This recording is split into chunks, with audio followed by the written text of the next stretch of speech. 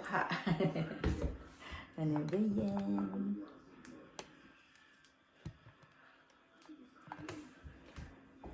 Sana maganda. Maganda ang ating video. Good morning po mga ka-blissful. Heto naman po ako. Good morning sa inyo. Ako po'y samahan ninyo. Magagawa po ako ng pagkain. Gusto niyo bang kasama ako mga ka-blissful? Siyempre.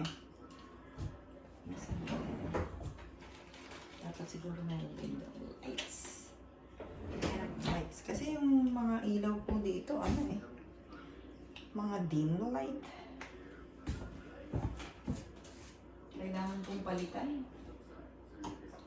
At ngayon po ay anong oras na? 5 o'clock, pero madilim na mga ka-blissful. 5 o'clock pa lang. Okay. There you go. Ang ganda naman ng kulay ko. Ang ganda-ganda naman ng kulay ko. Hindi pa po nagsusuklay mga ka-blissful. Wait lang. Linaan natin ito si Mama Angela.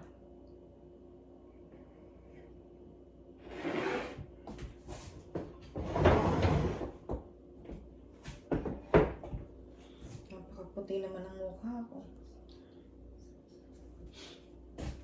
Kumusta po ang lahat? Ang mga nanay pa ay mga nag-iisip na kung ano lulutuin ngayon.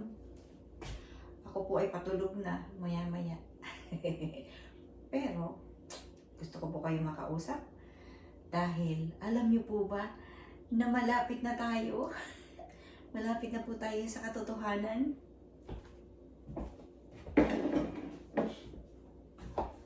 Super blessed po ako ninyo. Dahil kayo po ay nandiyan kasama ko. Maraming salamat po sa mga bagong subscriber. Huwag niyo po akong iiwan. So, ang gusto kong lutuin ay sausage. Nakabili po ako ng sausage na ito po ay sa farm. Sa farm po ito. Ito ay mga bagong katay. Mga bagong katay. Hindi po katulad diyan na yung mga natira. Yun po yung ginagawang sausage or ito ba? Ito po yung siya, dahil galing siya sa farm. Fresh from the farm. Ay, ako po ngayon ay sumaharap na sa inyo ng hindi nagsukulay. Yung mga ganun po ba? Kasuklay naman kaya lang hindi ko na iayos ang aking mamaya po ay ako mag-live mga ka-blissful. Live po ako mamaya. Samahan niyo po ako ha.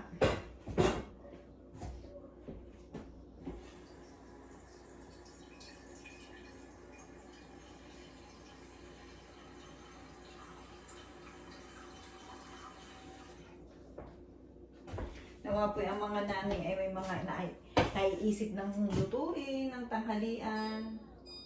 Tanghalian?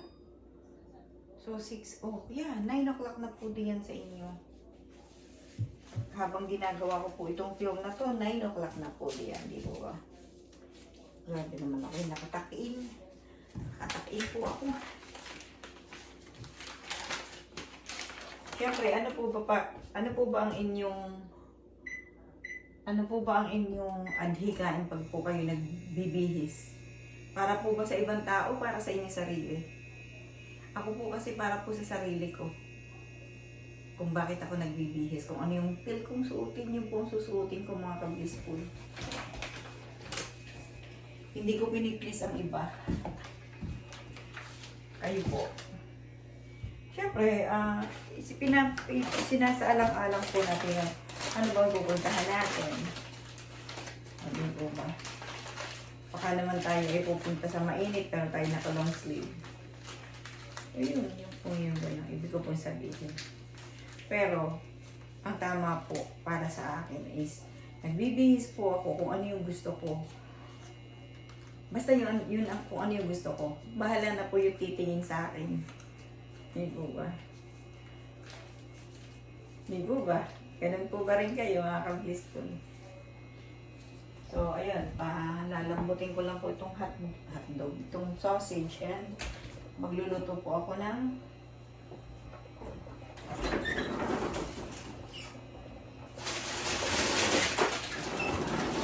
Perogis po.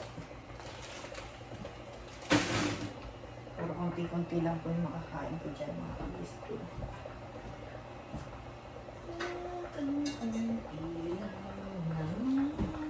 So, steam.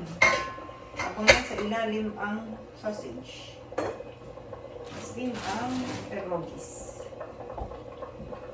Ang perogis po, ang laman po niya ay ano tawag dito? Mashed potato inside.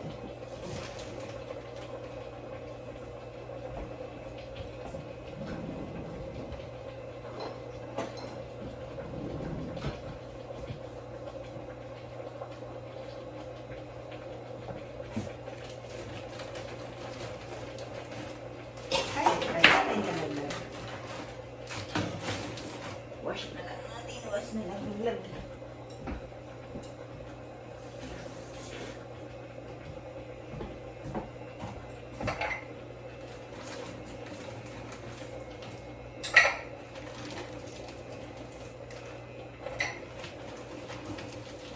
Two, 4, 5, 6, 7, 8.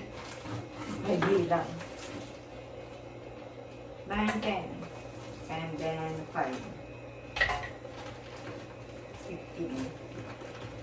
15.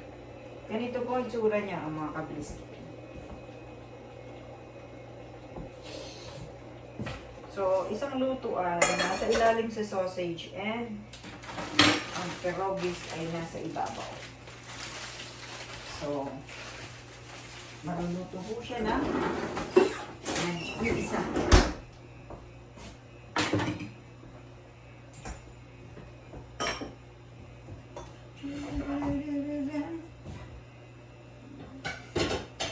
Ano po ba ang mga pwedeng pagsawsawan? Sawsawan ni perogis. Ito po, may ganito po ako dito. Roasted red pepper.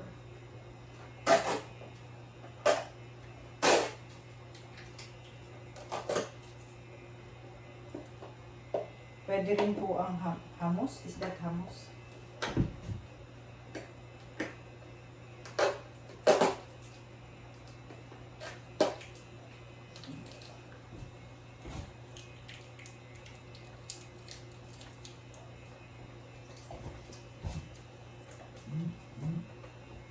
Pwede pa siya. And mayroon po akong leche plan. Leche plan pa pala ako.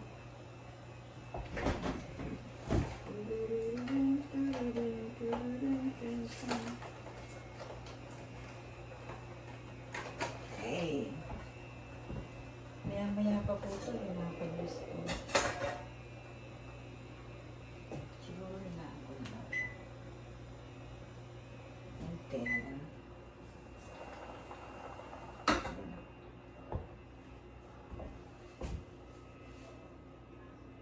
sakit ng likod ko.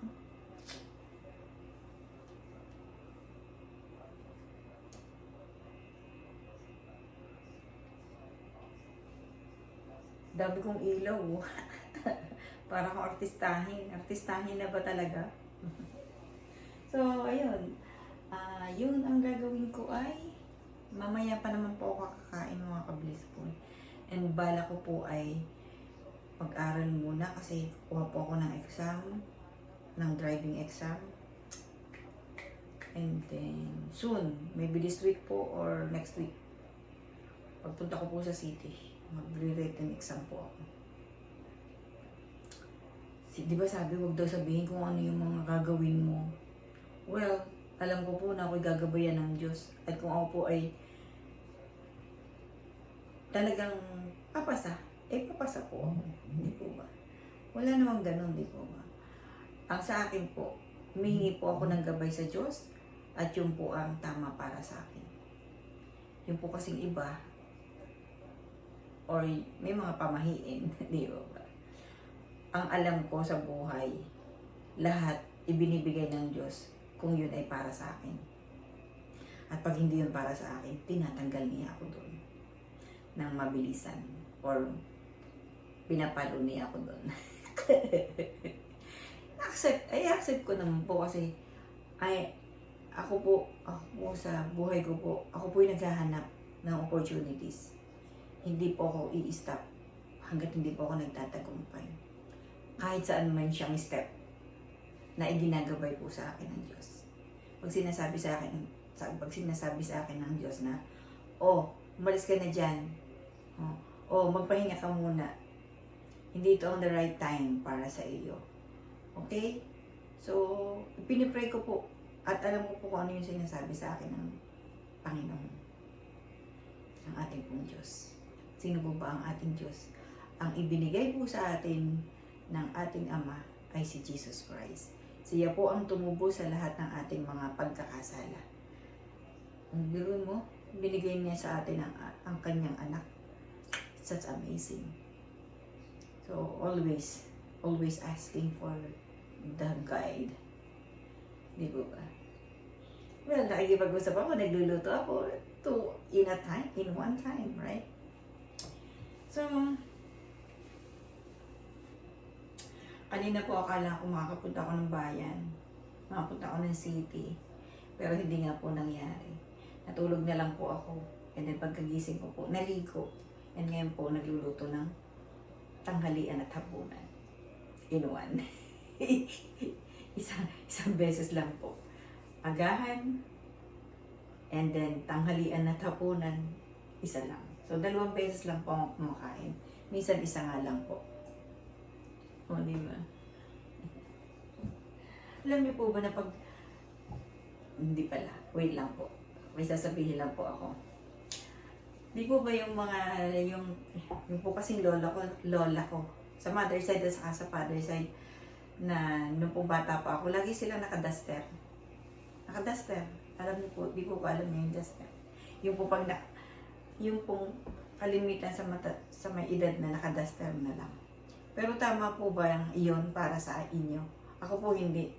Gusto ko po kasi mahigpit or nakapantalon or hindi yung parang yung napaka-campy mo. Nagiging campy po ako pag ako'y nakahiga na. Magsusuot po ako ng pantulog. As in, walang tight sa akin pong katawan. Kasi yung para po sa akin, pag po ako'y nakaduster, hindi po nalilimitahan yung aking paglaki. You know what I mean? Alam niyo po ba yan? Kasi kung nakaduster kayo, ayun. Yun po ay para sa akin, mga ka-blissful. Pero kung okay din naman po kung gagayahin ninyo ako. Hindi po ako nagsusuot ng duster. Kalimitan nga po yung mga spaghetti. Pero tight dito. Kasi kung parang nagiging lousy ka. Right now po ako 57 and yun po yung gusto ko pong maging pa yung aking body. Hindi po ako, ayaw ko pong lumaki. And syempre, maliit po ako 4'11 lang po ako. So kung ako po ay lalaki, hindi po pataas. Kung ako po ay lalaki, pag ganun po ako. So yun lang po yung gusto kong mangyari sa akin sarili. And kung kayo naman po ay may nakuhang tip dito sa kinukwento ko or sinasabi ko para sa akin, di much better po, di po ba? Much better. Kasi kung ako po ay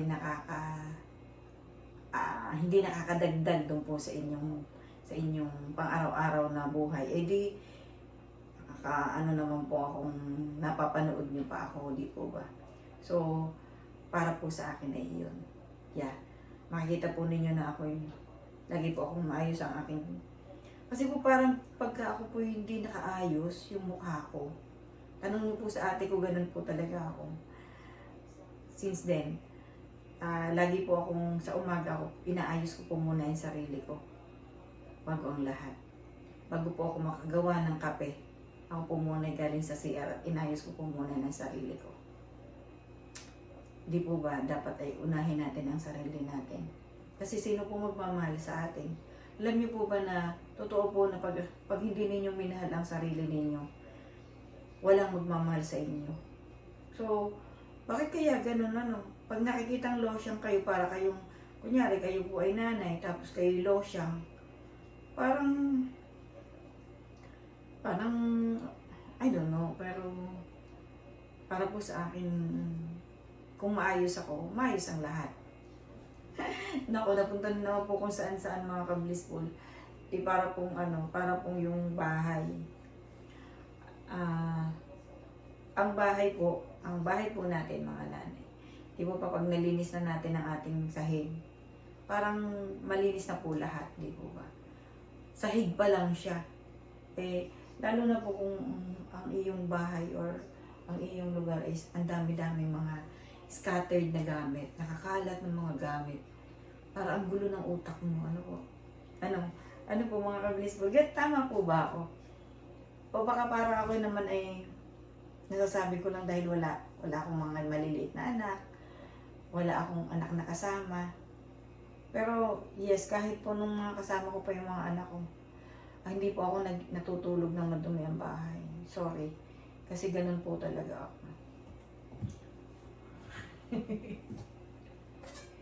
Sabi po ng lola ko nung nagkadalagahan ko, huwag daw po akong maligo pagkagaling daw po ako sa clinic. Sabi ko, bakit po ganun eh? Yung pong amoy ng mga bibig ng pasyente, mukha pong amoy ko po ay nasa aking katawan. Kaya talaga po ako'y naliligo. Kaya alam niyo po ba, ang mali naman sa ginawa ko, ang lalaki po ng varicose vein ko sa legs. Sabi ko po noon, pag matanda na ako or pag may pera na ako, mapapatanggal ko rin yan. Pero hindi po. Alam niyo po ba na natatanggal siya doing the exercise? Kaya talaga pong yung exercise. Kasi alam niyo po ba kaya siya ay nagkakaroon ng varicose? Hindi po siya nagpo-flow yung blood. So, what you need to do is massage and exercise. Yung masahe, uminom ng tubig para mag-flow agad ulit yung things, yung nerve, right? So, yun lang po muna and have a blessed day everyone. God bless you po. Good morning mga anak. Ingat kayo diyan palagi and now, malapit na po mga ka-blissful. Maraming salamat po sa inyong pagmamahal sa akin. Maraming salamat po. Thank you and have a blessed day everyone. See you in another vlog. Bye!